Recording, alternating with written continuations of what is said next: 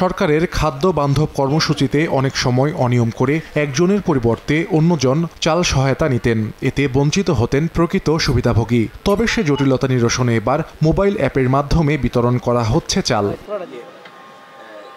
শেরপুরের নকলার দুটি ইউনিয়নে ডিলার থেকে মোবাইল ফোনে অ্যাপের মাধ্যমে কার্ডধারীর আঙুলের ছাপ ও ওটিপি কোডের মাধ্যমে নিশ্চিত করা হচ্ছে সুবিধাভোগীকে। এরপর তিনি পাচ্ছেন সহায়তার চাল। এতে ভোগান্তি ছাড়াই কম দামে সরকারের ভর্তুকি মূল্যে চাল নিতে পেরে খুশি সুবিধাভোগীরা।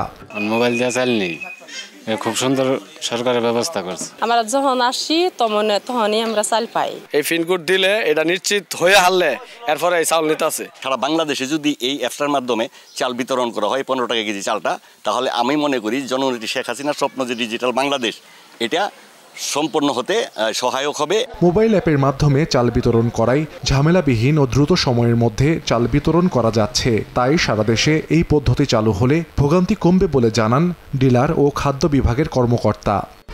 1, 2, 3 ঢাকায় জমি জিতে নিন 100% ক্যাশব্যাক সহ 20 কোটি টাকার পুরস্কার।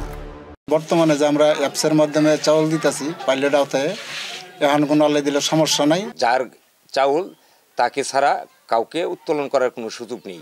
এই অটোমেশনের মাধ্যমে আমরা যেটা দেখতে পাচ্ছি যে আমাদের ভোক্তারা স্বচ্ছতার সহিত এবং শতভাগ নির্বিঘ্নে চালটা তারা পেয়ে যাচ্ছে। শেরপুরে বছরের 5 মাস দরিদ্রদের জন্য খাদ্য বান্ধব কর্মসূচির চাল 112 জন ডিলারের মাধ্যমে বিতরণ করা হয়। এর মধ্যে নকলা উপজেলার দুটি ইউনিয়নে 4 জন ডিলার মোবাইল অ্যাপ ব্যবহার করছেন।